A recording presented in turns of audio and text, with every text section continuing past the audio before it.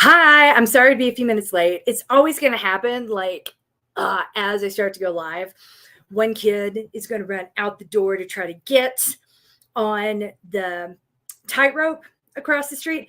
I don't know if you've been here for a while, you remember that my neighbors had like hands down the coolest quarantine hobby in the world.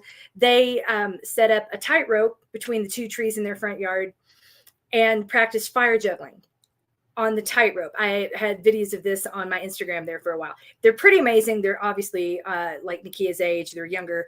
And this afternoon, I had a couple kids over for a play date, and my oldest decides that she wants to show them how to get on the tightrope. And let's just say no one was hurt.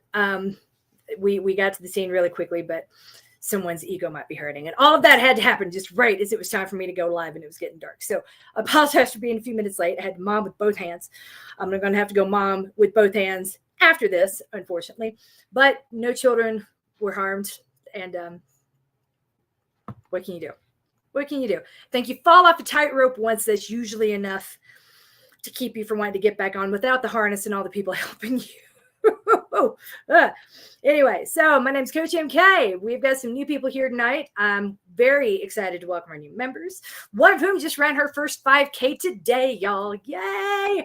But I'm excited for absolutely everybody, whether you race or whether you're not, whether you're just trying to get through each day with a community that knows what it's like to try to keep your mental health like just above water. We don't even need to be like swimming, just like not drowning is the way to go.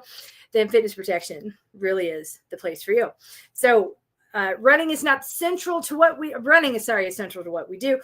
Racing is not. I teach running as a long-term ongoing self-care mechanism.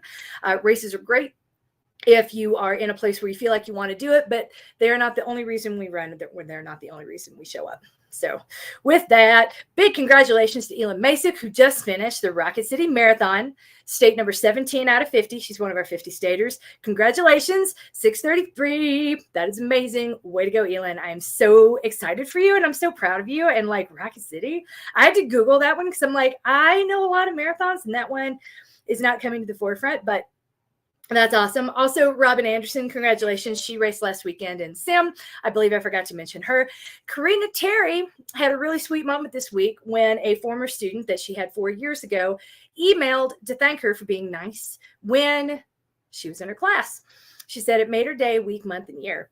And as we go into this most difficult season, where it feels like niceness should be all around us, but just isn't, I would encourage you, if there's someone who's been nice to you, tell them about it. They might not have heard it. They might appreciate it, including yourself. We're going to be getting into Romule in a couple of weeks. And if you remember, Romule's that period that I made up in between Christmas and New Year's, the 7 days of reflection back on the year as we get ready to start a new one, where we roar into it by giving ourselves credit for all the things that we did well and the things that we want more of. Romule Roar is getting ready to start. Let's start with writing yourself a nice note. Maybe, just like Miss Karina's student did for her. Write yourself a nice note saying what you did well this year and what you're proud of. Let's start there. I'll share mine in a couple of days, and then we'll use that to kick off the roars the day after Christmas. Also, our new person, Lauren. Yay, Lauren Weingarten. We're so excited to have you here. Lauren lives in New Jersey, and she just ran her first 5K today, and we can't wait to hear more about that. Whenever you get a chance, Lauren, to feel free in the comments to tell us how it went so we can cheer you on. We know that you are really proud of yourself. We are proud of you. And I think most of us started with 5K and then got the bug for doing more because there was just something so cool about being like, racing isn't the only reason that we're here. It isn't the only reason we get out the door, but there is something innately cool and incredibly special about the buzz in the corrals before a race starts, the party at the finish line afterwards, and all the build leading up to through the weeks of training. There is just something about races that for a lot of us adds not just a pattern to the year, because you can really only train for 2 marathons in a year. You can do as many of the shorter races as you want, but it can add a lot of structure to the year and like a rhythm to our life. And there's something really awesome about it that never diminishes over time. So welcome to the club. Only have a couple questions tonight before I have to go back and like tell someone that it's okay to not a big deal that she fell off a tightrope, that anybody not wearing the harness is going to fall off the tightrope. That's the whole point of tightrope. I have a question about running socks. I've been running in Thorlos for years, and they are padded in the heels and toes. Okay.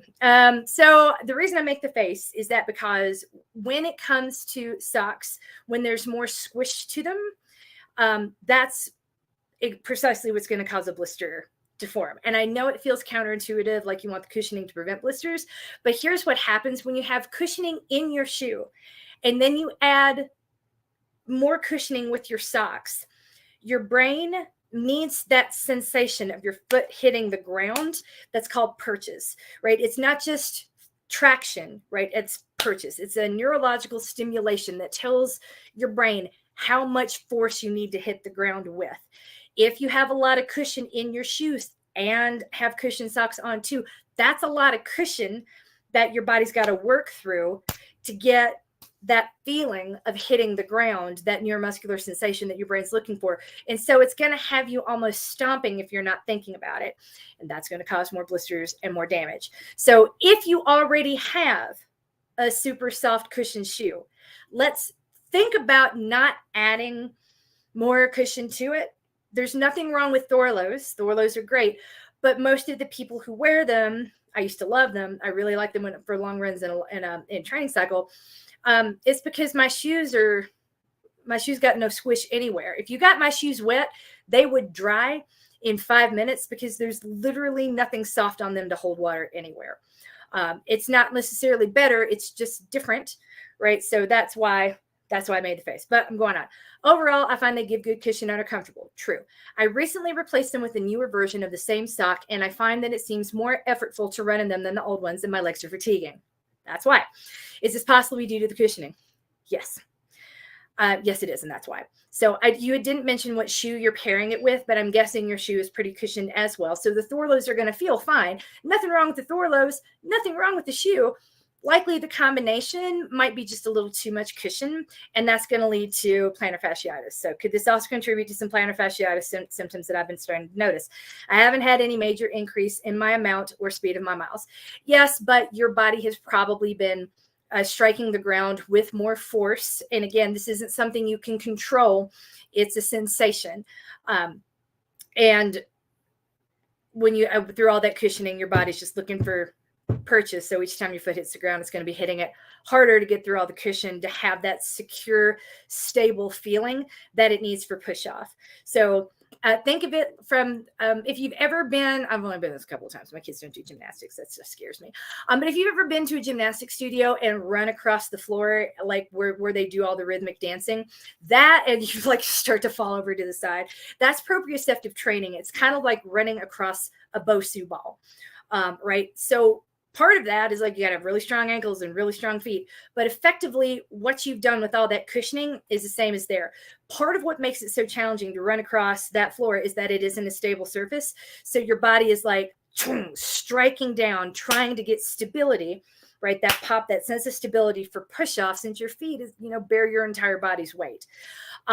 So I'm not saying it's exactly the same, but it is similar when you have a lot of cushion in the shoe and the sock, and your foot's just looking for that purchase, right? And that is absolutely going to contribute to plantar fasciitis, the breakdown of your arch over time. And it's just, I'm not saying get rid of your Thorlos. I'm saying let's set them aside and think about wearing them with more lighter shoes with less cushioning in the bottom, specifically on the bottom. If you ever put your shoes on and then just kind of squeeze your toes and see how soft that is. Broadly and generally speaking, not in a running shoe, where we really want the support to come in is in the midsole. You can't see the midsole. You can't feel the midsole. If you put your shoes on and it's like having a pillow around your foot, that's actually going to be detrimental to your foot, because then the muscles of your foot are not working. That neurological stimulation, that purchase, that sense of safety that your brain is looking for isn't going to be found. And there's a whole body of scientific study on this. which I'm probably not going to find tonight, or I'm going to forget about tomorrow. If you want to read it, Google it. If you can't find it, reach out to me. I probably have the journals on my computer somewhere, because I did a whole spiel about this several years ago. So with that, with suggestions for other socks that I might try, I really like Injinji. And part of the reason I like them is because I get less blisters with my toes separated. Injinji are the original 5-toed socks. I like those a lot. They're also thin. Their thickest version doesn't come anywhere near a Thorlo. So I can wear them with all of my neutral shoes. I do actually have some thicker cushioned socks that I wear when I'm like hiking and whatnot. But I'm also, even a hiking boot, right? That's a really sturdy boot. And so there's no cushion in it anywhere. You need the super soft sock. That's where the cushioning comes in, right? We really want to avoid cushion with cushion, because more cushion is not more better. Plus, you're going to be tying your shoes too tight. Did you know that most of the stress fractures that runners suffer come from the top part of the foot from cushion shoes, cushion socks? Then you have to tie your shoes twice as tight to keep them from moving around on your foot, especially when you've been out there sweating and all the cushion shrinks a little bit and then your foot is loose in the shoe. Yeah. Having to tie them, stop and retie them over time. Eventually you're tying them so tight, even if you can't feel it through all the cushion, that it's putting pressure on your metatarsals. So that's just something to think about too. I am personally very partial to the Injinji. We don't have a deal with them. I just really like them. But other people have told me that they get blisters from having their toes separated. Who knows? But generally, just anything thinner. I'm not saying there's anything wrong with Thorlo. I want to be really clear there. They're fine. It's just about the combinations that matter. So, and the only sock brand I really know is Injinji, because once I found them, no one else makes 5-toed socks. And that's just the course that I've been on for years, and I'm not changing yet. So if anybody else has any sock recommendations, please put them in the chat, or share them in the Facebook groups. Sorry, I'm not better. I'm just one of those people. I'm pretty simple. Like, if I find it and it works, I will not change until I'm forced to do so. Ask me. So I gave myself a Theragun for Christmas. Yay, you! Oh my gosh, Theragons. Isn't it amazing? I love my Theragun is probably like the best money. My husband tells me this all the time. I bought it for him for Christmas. Really bought it for me, but I bought it for him so I could justify buying it for me. And he has said over and over that it's the best Christmas present ever. And there's no point buying him another one, because I will never top this. So we're going to go with that. So congratulations on having the ultimate Christmas present for yourself. I gave myself a Theragun for Christmas. Do you have any suggestions on how to get the most out of it? Use it. I know that sounds silly, but it's really easy to buy it and be like, whoo, that's amazing, and then not use it. Especially like I had a super long ride today. Didn't have the best day. Just didn't want to get off the bike. I'm like, I'm going to stay right here in my happy place and not get off this bike and deal with life. I think I might have said that last week. Might have said it before. There's a theme. We're just going to go with it. With that, when I got off the bike, I was like, oh, the Theragun would feel so good. I am not doing that, because it would actually hurt. And then I made myself, after the shower, sit down and use the Theragun on my quads, on that outer part next to my IT bands and my thighs, used it on my feet. So that's probably the thing that I would say. As silly as it sounds, the way to get the most out of it is to set some time in the calendar and put a reminder in there if you have to, and absolutely use it.